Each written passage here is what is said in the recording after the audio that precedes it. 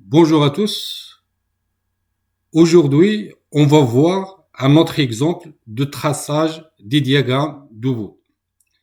Dans la vidéo précédente, nous avons vu une méthode rapide et efficace pour tracer les diagrammes d'Ubuntu, quel que soit l'ordre de la fonction de transfert.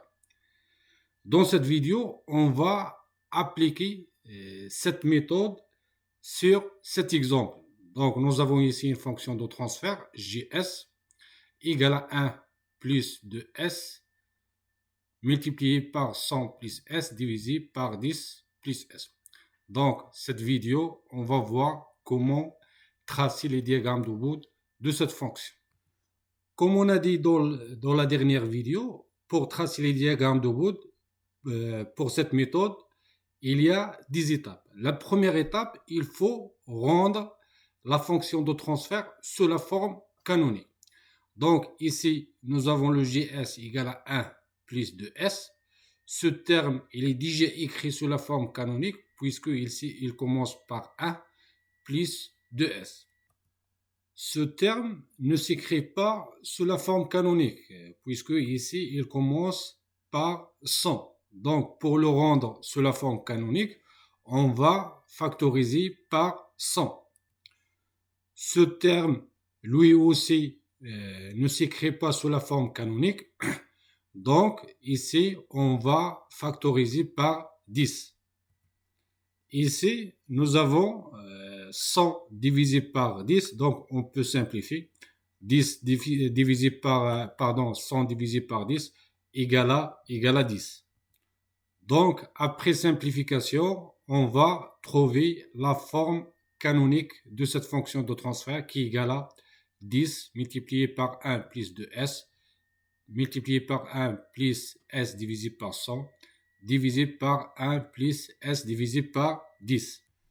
Je peux écrire aussi la fonction de transfert GS sous forme de multiplication des fonctions de transfert usuelles. Par exemple, GS, je peux l'écrire égal à K multiplié par une fonction de transfert H1 multiplié par une autre fonction de transfert H2 multiplié par une autre fonction de transfert H3 avec le K égale à 10, H1 égale à 1 plus 2S, H2 égale à 1 plus 1 divisé par 100 fois S et H3 égale à 1 divisé par 1 plus S divisé par 10. La deuxième étape, il faut calculer le premier point des asymptotes sur l'axe des gains en décibels. Ce point, il est défini par cette relation 20. On peut calculer ce point par la relation 20 multiplié par log de k moins alpha fois m. On a déjà calculé le k, on a trouvé le k égal à 10. Le alpha, c'est la classe de la fonction de transfert ou le nombre dipôles qui est égal à 0. Nous avons trouvé que la fonction de transfert, il s'écrit sous cette forme. Donc, dans cette fonction de transfert, nous n'avons pas dipôle égal à 0. Donc, le alpha égal à 0. Mais si par exemple, nous avons ici, au dénominateur, nous avons S multiplié par ce terme. Dans ce cas, nous avons un seul pôle qui est égal à 0. Nous avons S à la puissance 1. Dans ce cas, le alpha égale à 1. Mais si nous avons par exemple ici S à la 2, dans ce cas, le alpha égale à 2. Si nous avons ici S à la puissance moins 3, dans ce cas, alpha égale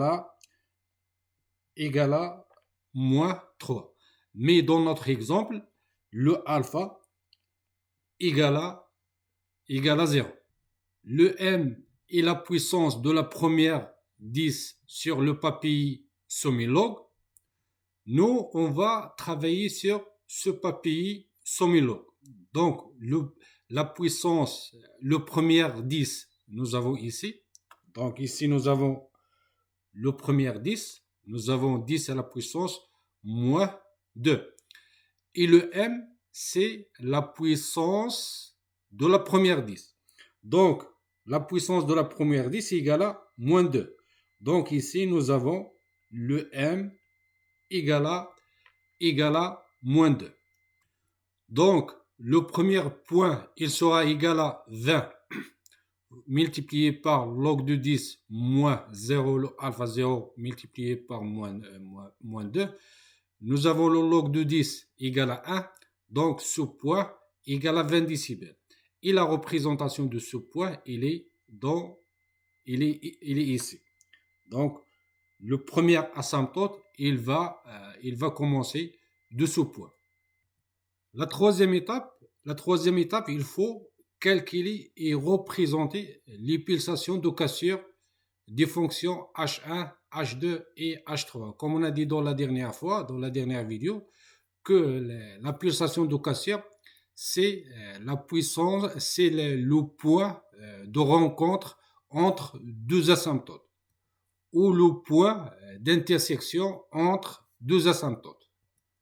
Pour la fonction de transfert H1 qui est égale à 1 plus 2S, donc la pulsation de cassure de cette fonction oméga C1 égale à 1 demi, 1 divisé par temps, égale à 0,5 radiens par seconde. Pour la deuxième fonction de transfert H2 qui est égale à 1 plus 1 divisé par 100 fois S, la pulsation de coupure de cette fonction C1 divisé par 1 par 100 égale à 100 radiens par seconde.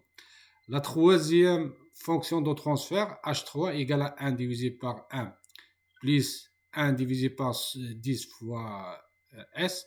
La pulsation de cassure de cette fonction égale à 1 divisé par 1 divisé par 10 égale à 10 radiens par seconde. Pour la représentation de ces pulsations, donc on va commencer par la première qui est égale à 0,5.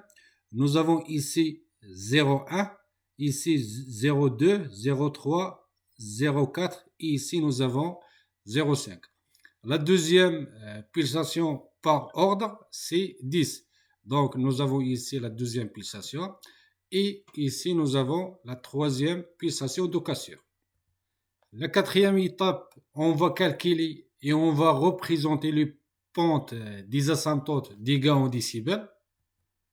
Pour le faire, on va dresser un tableau. Donc, la première ligne de ce tableau, nous avons la pulsation. La pulsation, il varie de 0 à plus l'infini. Et on va inscrire ici les pulsations de cassure. Dans la première colonne, on va inscrire les fonctions de transfert usuelles. Nous avons ici 1 plus 2S, H2, H3 et la dernière ligne, on va inscrire le gain en décibels dans notre fonction de transfert. La première fonction de transfert H1, sa pulsation de coupure, c'est 0,5. La deuxième fonction H2, sa pulsation de cassure, c'est 100.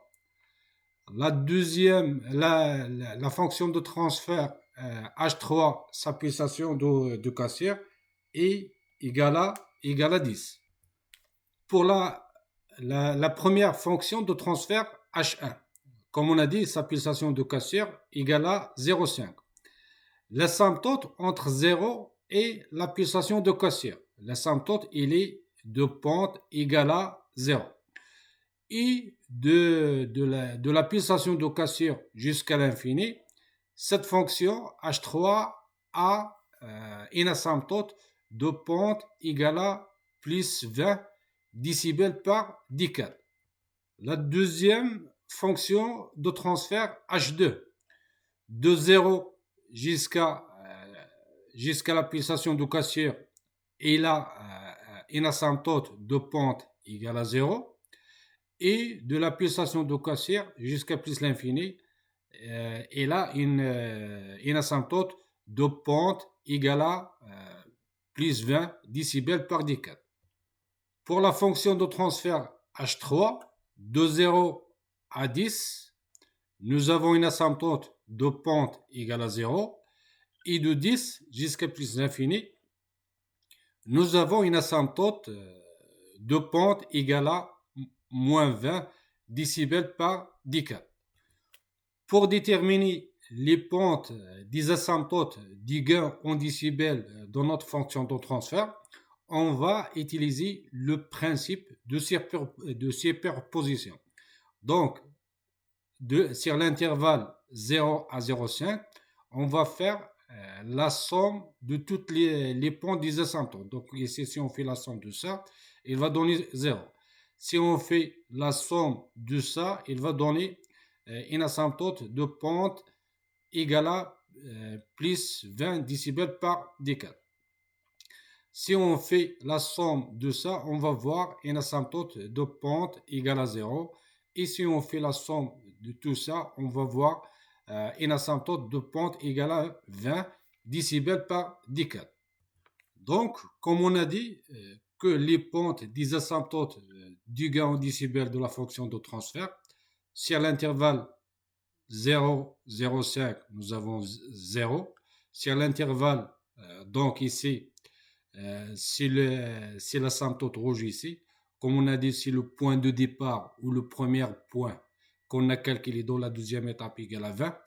Donc, cette asymptote, il va commencer par 20 et nous avons la pente de cette asymptote égale à 0. Donc, c'est une pente qui est horizontale, le rouge. Sur l'intervalle 0,5 à 10, nous avons une asymptote de pente égale à 20 décibels par décade. Donc, nous avons la continuité. Il va commencer par ce point et nous avons une augmentation de 20 décibels par décade. Sur l'intervalle 10 à 100, donc nous avons l'asymptote sur cet intervalle, il va commencer par ce point et puisque la pente égale à 0, donc c'est une asymptote égale à c'est une asymptote qui est horizontale. Sur l'intervalle 100 à plus l'infini. Donc, l'asymptote, il va commencer ici et la pente de cette asymptote égale à 20 décibels par décade. Ça veut dire chaque décade, il va augmenter de 20 décibels par décade. La cinquième étape, on va aussi, de même, on va calculer et on va représenter les pentes des asymptotes de la phase de la fonction de transfert. Donc, on va garder le même tableau, sauf ici, on va remplacer le gain en décibels par la phase de la fonction de transfert. Pour la première fonction de transfert H1, sur l'intervalle 0 à la pulsation de cassure, nous avons une asymptote égale à 0 et de la pulsation de cassure jusqu'à plus l'infini, nous avons une asymptote égale à 90 degrés. Pour cette fonction de transfert, de 0 à la pulsation de cassure, nous avons une asymptote égale à 0 et de 100 à plus l'infini, nous avons une asymptote égale à 90 degrés. Pour la fonction de transfert H3, de 0 à la pulsation de cassure, nous avons une asymptote égale à 0 degré. Et de la pulsation de cassure jusqu'à plus l'infini, nous avons une asymptote égale à moins 90 degrés. Pour les asymptotes de la phase de la fonction de transfert, on va appliquer le principe de superposition. Sur l'intervalle 0,05, on va faire la somme de ça, on va avoir une asymptote égale à 0. Sur cet intervalle, on va faire la somme de ça, on va voir une asymptote égale à plus 90 degrés. Sur l'intervalle de 10 à 100, on va faire la somme de ça, on va voir une asymptote de 0 degré. Et sur l'intervalle 100 à plus l'infini, si on fait la somme de tout ça, on va voir une asymptote égale à plus 90 degrés. Donc, on va tracer ces asymptotes. Donc, comme on a dit, sur l'intervalle 0 à 0,5, nous avons une asymptote égale à 0 degrés. C'est l'asymptote qui est tracée ici en rouge. Sur l'intervalle 0,5 à 10, nous avons une asymptote égale à 90 degrés. C'est l'asymptote qui est tracée ici en vert. Sur l'intervalle 10 à 100, nous avons une asymptote égale à 0 degré. Donc, c'est l'asymptote qui est tracée ici en violet. Et sur l'intervalle 100 à plus l'infini, nous avons une asymptote qui est égale à plus 90 degrés. Donc, c'est l'asymptote qui est tracée ici en orange. Maintenant, pour le traçage de la courbe réelle du gain en décibels. Comme on a dit que ce point ou cette pulsation, c'est la pulsation de Cassirer de la fonction H1 qui est égale à 1 plus 2S. Donc, la courbe, il va passer ici, il va passer par le point qui est égal à 3 décibels plus grand que ce point. Ici, c'est la pulsation de Cassirer de la fonction H2 qui est égale à 1 divisé par 1 plus 1 divisé par 100 fois S. Donc, la courbe réelle, il va passer par le point égal à 3 décibels moins que ce point de rencontre des asymptotes. Et ici, c'est la pulsation de Cassirer de la fonction 1 plus 1 divisé par 100 fois S. Donc, la courbe réelle, il va passer presque par le point 3 décibels plus grand que ce point d'intersection entre ces deux courbes. Donc, la courbe, il sera quelque chose qui est comme ça. Donc, la courbe réelle va passer presque par ce point.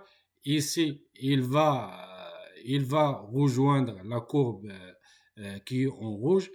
Ici, sur cet intervalle, il va suivre l'asymptote qui est vert et il va passer par ce point. Sur cet intervalle, il va suivre l'asymptote violet. Il va passer par ce point et après, sur cet intervalle, il va rejoindre l'asymptote orange.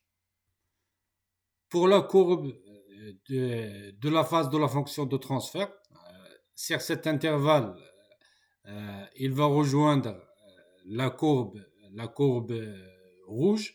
Sur cet intervalle, on va voir une valeur maximale et après il va descendre. Et ici, on va voir une valeur qui est minimale et sur cet intervalle, il va essayer de rejoindre l'asymptote orange.